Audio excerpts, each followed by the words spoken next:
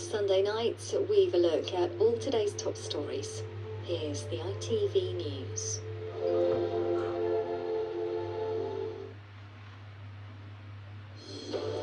Starmer on the brink of resigning, and it could happen as early as tomorrow. After Andy Burnham's decisive by-election win, pressure's growing, and even senior cabinet members have told the PM to quit. He's now expected to set out a timetable for his departure. The Prime Minister is reflecting, as well as executing the job as Prime Minister on a busy weekend, and he will make decisions that about the way forward. You know, that is for him to do. Also tonight, extreme heat warnings are extended as temperatures of 38 degrees are forecast for this week. The days you can sort of manage, but the nights are the worst. You want it to be hot, but you don't want it to be too humid. It will not be an enjoyable week. I'm just trying to get through it. And gearing up for Ghana, buoyant England eye up a place in the knockout stages of the World Cup.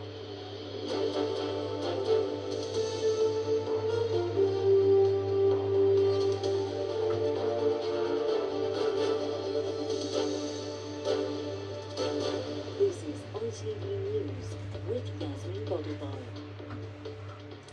Good evening. As Andy Burnham arrives in Westminster tomorrow to be sworn in as an MP, the Prime Minister could very well be outlining his plans to leave Downing Street. Sir Keir Starmer is expected to resign this week, possibly as early as tomorrow, having spent the weekend at Chequers considering his political future following Mr Burnham's thumping by-election victory. If the PM does go, all eyes will turn to who might replace him and when. Will Mr Burnham have a clear path to number 10, or will other contenders throw their hats into the ring? For now, the PM is keeping quiet, although the same can't be said for his counterpart in the White House. President Trump today posting on social media that Sir Keir will be resigning. With the latest, here's our political correspondent, Harry Horton. It was less than 2 years ago Keir Starmer entered Downing Street. That summer's landslide election win now feels a long way off. And tonight, senior Labour sources have told ITV News they expect Keir Starmer to resign as Prime Minister. He's facing renewed pressure to go following Andy Burnham's decisive victory in last week's Makerfield by-election. Several cabinet ministers have since privately urged the Prime Minister to step aside, including the Transport Secretary Heidi Alexander and most recently the Foreign Secretary Yvette Cooper. And this evening the US President weighed in, posting on social media, Keir Starmer will resign as Prime Minister of the United Kingdom. He failed badly on immigration and energy. I wish him well. The Prime Minister spent the weekend at his Chequers retreat with his family, considering his options. His closest allies can no longer say he intends to stay on and fight any challenge. The Prime Minister is reflecting, as well as executing the job as Prime Minister on a busy weekend, and he will make decisions that about the way forward. You know, that is for him to do. Andy Burnham's team hope they can agree a deal that would see him walk through that door and become Prime Minister in September, avoiding the need for what they fear would be a messy and divisive Labour leadership contest over the summer. I hope we can have an orderly transition. I think my colleagues in the Parliamentary Labour Party are uniting around Burnham because he's got that authentic style. He's proven that we can reconnect with who we were always meant to be for as a Labour Party. How soon we see this famous Downing Street podium again is unclear, but Keir Starmer's end as Prime Minister appears imminent tonight. And Harry joins me now. Harry, it looks set to be a busy week. How might it all play out?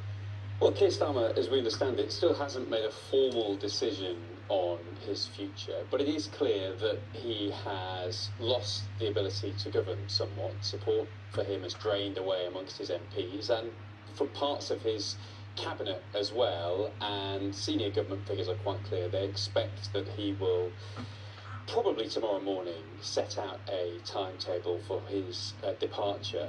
I'm told that Andy Burnham and Keir Starmer haven't spoken since Andy Burnham won that by-election in the early hours of Friday morning. Andy Burnham will tomorrow say his goodbyes to his former colleagues at the Greater Manchester Combined Authority. Then I'll get on a train down to London and arrive in Westminster to be sworn in as an MP. His team are really clear. They want to use the summer to plan for government. They hope he can be crowned Prime Minister in some sort of coronation in September. They're trying to avoid some sort of leadership contest, potentially with Wes Streeting, the former Health Secretary. But some Labour MPs do have concerns about the lack of scrutiny they feel Andy Burnham's had. There's big question marks about some of his policy positions on defence, on the economy, on welfare, for example. So what happens next depends not just on what Keir Starmer may say tomorrow, but it also depends on Labour MPs and what they're comfortable with, whether they're comfortable handing over the baton to Andy Burnham, or whether they want to have one last look at some other candidates before making a final decision. OK, we'll see. Harry, thank you.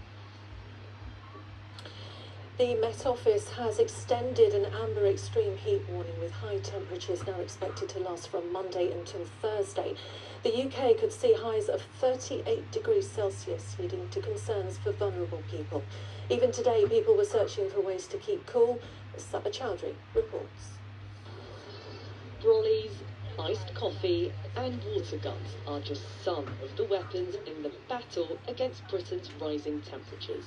And now the country's about to brace itself for more extreme heat, with the Met Office issuing an amber warning from Monday to Thursday. We're talking highs of up to 34 degrees on Monday, 37 on Tuesday, and potentially 38 degrees by midweek, which means we're on track for the hottest June on record ever. And while some are embracing the extreme weather, others aren't so sure. The days you can sort of manage, but the nights are the worst, and trying to sleep is really difficult. You want it to be hot, but you don't want it to be too humid, so it gets really hot. It will not be an enjoyable week of just trying to get through it. And it's a similar picture from Hampshire to Merseyside and beyond, with people adapting and finding ways to keep cool.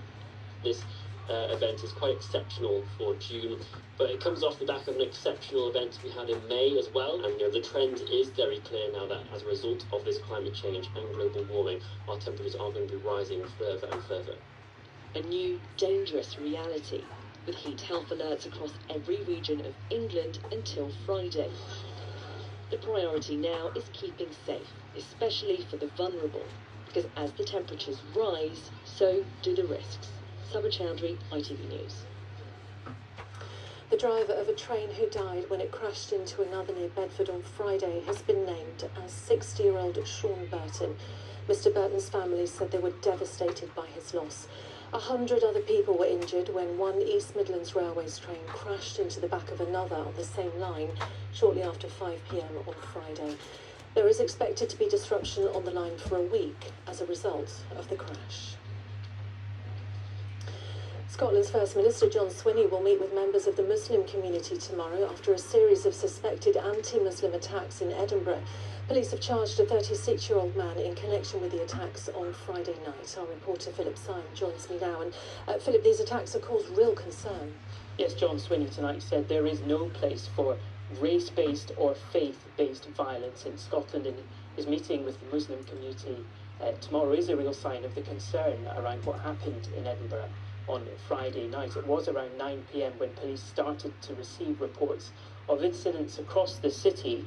Footage then appeared on social media showing a bare-chested man roaming the streets with a large knife. You can see here he appears to be using it to batter down the door of a pizzeria. Police then arrive and promptly make an arrest, officers confirming that a 36-year-old man has now been charged.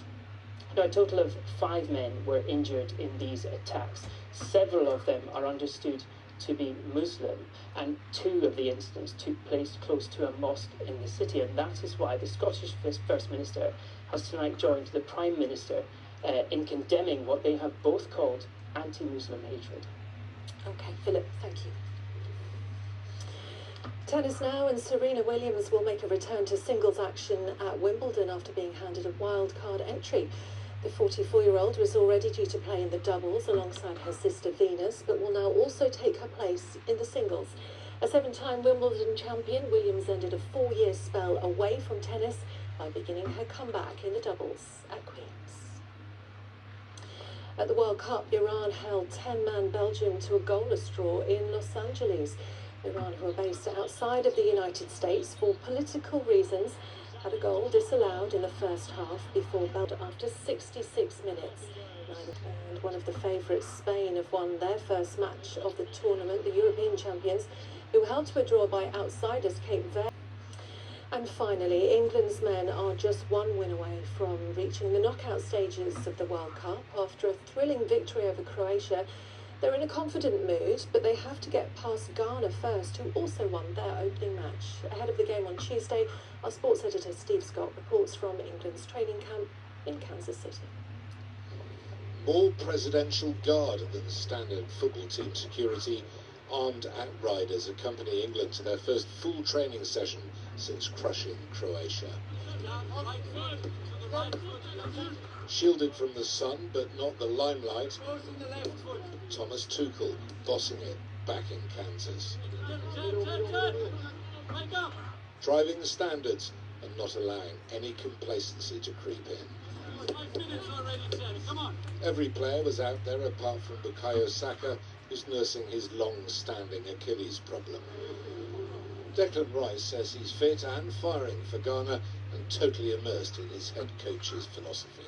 I've always known and seen what he's like as a manager, but I feel like he thrives in this environment. I feel like he knows he's one of the best. We know he's one of the best. And with this squad we have, we can achieve great things with him, and that's obviously on us to deliver that. Tuchel's half-time team talk in Dallas transformed England's approach. What had been tentative and nervous became aggressive and ambitious. The fans lapped it up, many admitting afterwards they couldn't remember a better half of football from England in a major championship against top-class opposition. England have set themselves very high standards, 4 goals and a level of bravery we haven't seen at a tournament for some time. The obvious question is, can they repeat that in the next 2 games and ensure qualifying at the top of the group? Oh! So how confident are they can maintain the momentum, especially as the action now moves from air-conditioned Dallas to the unforgiving afternoon furnace in Massachusetts? Still trying to acclimatise as much as I can. I know obviously the game the other day was indoor, but it'll be interesting to see what it's going to be like in Boston, playing in that heat. But the staff here have been preparing with that, with using ice jackets or anything we can use in the hydration break. So it's just those little percents that can hopefully make the difference for them. All of a sudden, there seems to be a new level of confidence, a universal trust in Tuchel, and an increased belief in what might be possible here. Steve Scott, ITV News, Kansas City, Missouri. And that is it from us for tonight. Susanna, Ed and the rest of the Good Morning Britain team will be here from 6 a.m. on what looks like being a significant day in Westminster. But from all of the team here, good night and sport.